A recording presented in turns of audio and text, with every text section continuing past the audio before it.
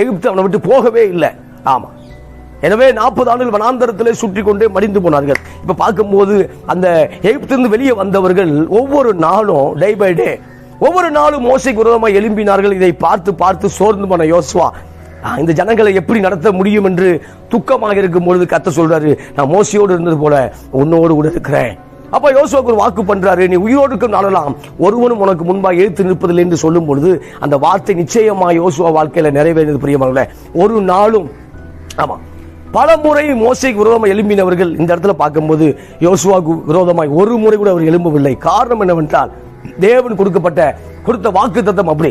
இந்த நாள்ல தேவன் உங்களுக்கு ஒரு வாக்கு தத்தம் கொடுக்கிறாரு. நீ பிசினஸ்ல நீ உயிரோடு இருக்கும் நாளெல்லாம் பிசினஸ்ல ஒருவனும் உனக்கு முன்பாக எழுத்து நிற்பதில்லை. நீ ஊழியம் செய்யக்கூடிய காலங்களில் ஒருவரும் உனக்கு உண்மையை ஏற்று நிற்பதில்லை. Praise the Lord. நீ என்னென்ன காரியம் செய்கிறாயோ அந்த காரியங்களை நீ உயிரோடு இருக்கும் நாளெல்லாம் ஒருவரும் உனக்கு முன்பாய் நீ ஏற்று நிற்பதில்லை. Praise the Lord. கர்த்தருடைய வார்த்தை ரிசீவ் பண்ணிக்கங்க.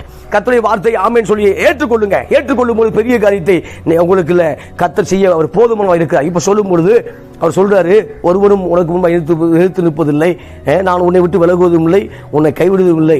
ஆமா, இவரை 13 வாசிக்கும் பொழுது கைவிடுதல் என்று சொல்லியிருக்கிறாரே. எங்க சொல்றாருன்னா யோசுவா 1:5 சொல்றாரு. அவர் சொல்லியிருக்கிறாரே, இந்த காலைவெளியில் சொல்லியிருக்கிறாரு. நம்ம